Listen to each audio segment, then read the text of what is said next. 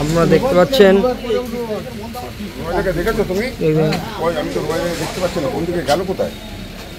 বলুন আজকে আপনারা কি ব্যাপারে এসেছেন একটু বলুন।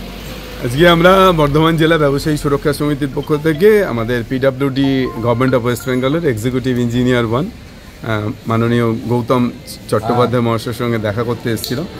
আপনারা সকলেই অবগত আছেন যে বর্ধমানের বিজয়তরণ থেকে পুলিশ লাইন বা অন্য দিকেও রাস্তার দুদিকের অংশ খোঁড়া হচ্ছে, উন্নয়নের জন্য ড্রেন করা হচ্ছে, রাস্তা চওড়া হবে, এটাই পরিকল্পনা। কিন্তু সেই পরিকল্পনা বাস্তবায়ন করতে গিয়ে পরিকল্পনা দীর্ঘসূত্রিতাতে আমাদের ব্যবসায়ী সমাজ রীতিমতো অসুবিধা, কারণ তার দোকানের সামনের অংশ খুঁড়ে ফেলা হচ্ছে, সেটা বন্ধ হচ্ছে না। এতে যারা দোকানে আসছেন যে সমস্ত খরিদ্দাররা তারাও সমস্যায় পড়ছেন, এতে ছোটোখাটো দুর্ঘটনাও ঘটছে এবং প্রয়োজনীয় নিরাপত্তামূলক ব্যবস্থা নেওয়া হচ্ছে না। এই সমস্ত ব্যবস্থা নিয়ে আলোচনার জন্য আজকে উনি আমাদের কাছে আমরা যে চিঠি করেছিলাম তার প্রেক্ষিতে উনি আমাদেরকে আহ্বান জানিয়েছিলেন। তো আজকে আমরা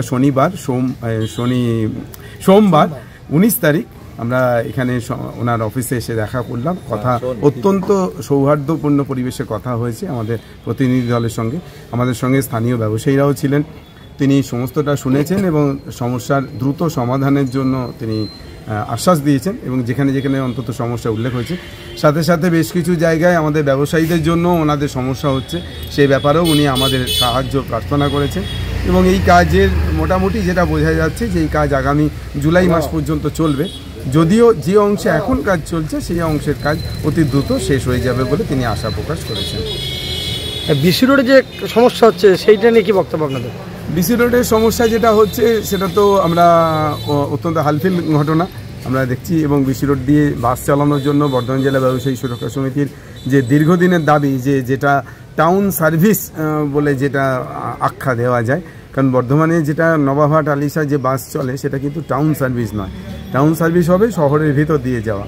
তো সেই টাউন সার্ভিসের জন্যই বর্ধমান পৌরসভা বা বর্ধমানে যারা দেখভাল করছেন মাননীয় বিধায়ক তারা উদ্যোগী হয়েছেন, সেটারই বাস্তবায়নের জন্য কাজ চলছে।